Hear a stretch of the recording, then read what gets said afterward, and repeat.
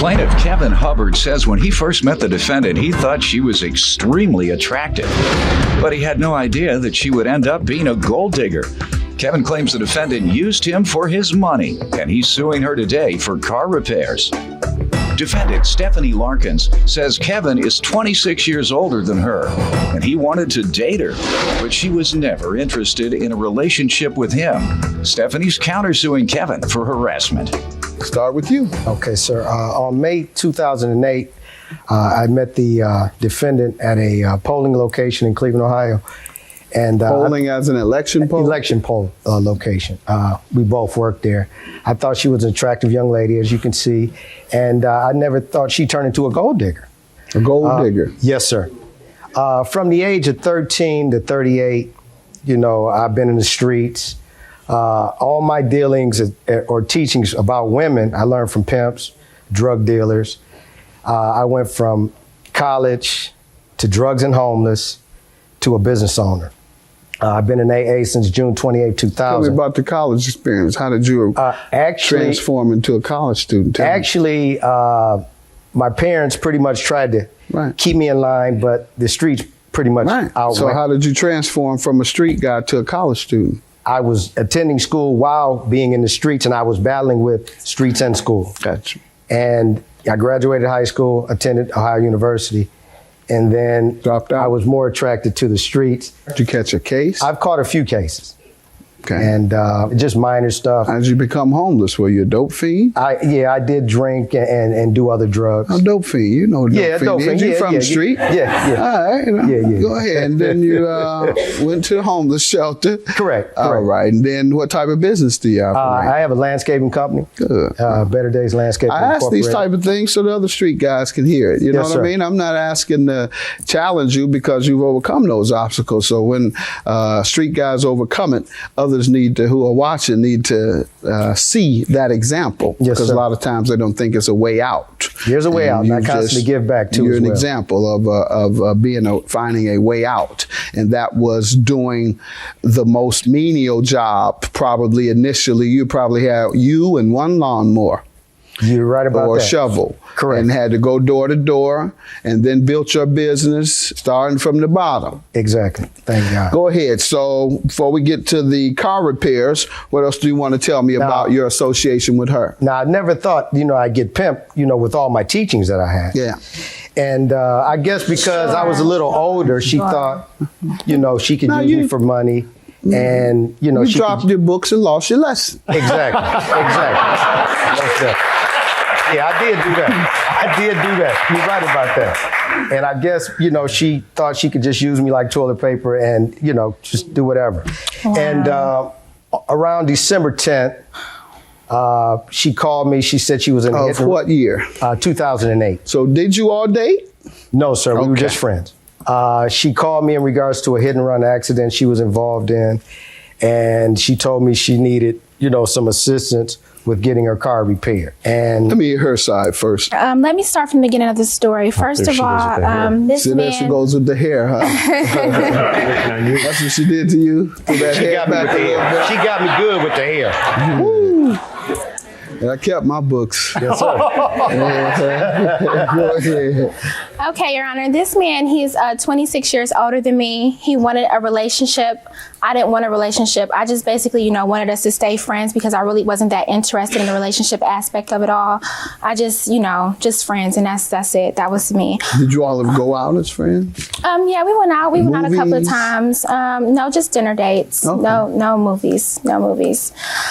He would act kind of, possessive and jealous, when I would, get incoming calls or have outgoing calls or, You weren't interested in him.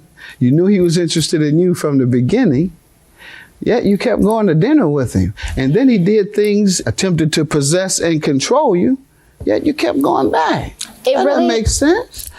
Unless you're trying to play somebody out their money.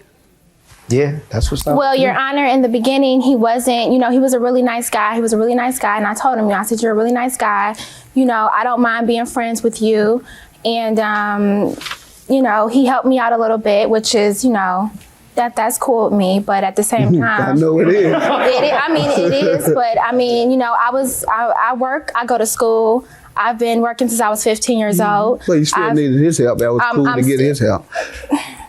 There's nothing wrong with that. Well, he don't know you. What do you mean there's nothing wrong with that? That's where we got to know each other. Not in that way. That's not how it goes. I just thought whether he's turned into a square or sucker or whatever, he still knows that's not how it goes, and you do too. A man expresses his interest in you, wants to date you, and you accept monies from him, and you say you didn't mind. That's a conflict of values. Actually, sir, we only went out one time to dinner. I don't know where she's getting like these multiple, dinner dates that we were having. I guess, unless that's what she wanted to have. But we only went out one time to a restaurant like out on the lake. Never thought, I'd get pimped, with all my teachings that I had. Yeah. And I guess because I was a little older, she thought, she could use me for money. You dropped your books and lost your lesson. Exactly. Defendant Stephanie Larkins is being sued by her former friend, who claims Stephanie is nothing but a gold digger who used him for his money. $1,300. How does she owe you for that? Sounds like you said you loaned her the money. Okay. When she needed it for her car. Does she ask you for it? Yes, sir. She asked me for some assistance with getting the repairs done. She said at the time she didn't really have it. You offered. So. Definitely offered. Okay. She said you offered, but nonetheless, go ahead. And so we drew up a contract, which I have here. Now the contract states $1,700. You're not that big of a sucker. Go ahead. The contract states $1,700, but she had texted my phone on January the 16th, 2009, stating she would give the guy the additional $400. Let me have that, please. What do you say about this, ma'am? Okay, well, first of all, I have a witness statement from the owner of the company, and I talked with him a month ago. Mm-hmm. And he basically, I have evidence, a statement basically saying that he never paid him at all. The credit card didn't go through, it declined. Okay. And this came from the mechanic? That came from the mechanic. Okay. Mm-hmm. All right, let me compare. He's given me some documents and you've given me some documents. Your counterclaim for $500 for harassment, how so? He came up to my job a couple of different times, wanting the money and basically making a scene. I have a witness statement from my former boss.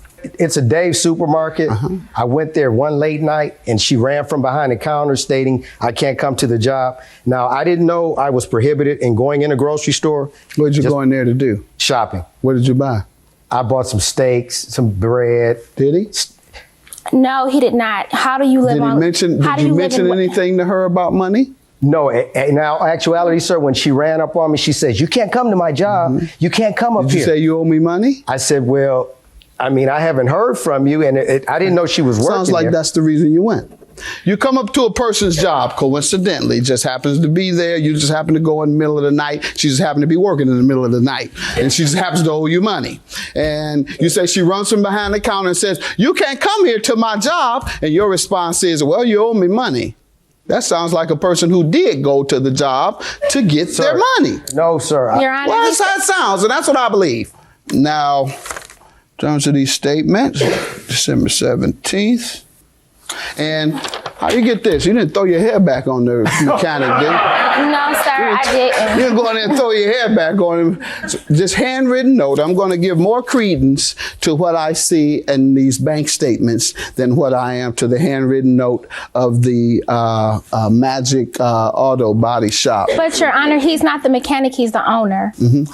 Whoever it is, I believe the bank. Okay. All right, over the owner. You really did well on that, the owner. $1,300 for the plaintiff. The others for you, ma'am. $500 for harassment. Just watch out for gold diggers. Watch out for con artists.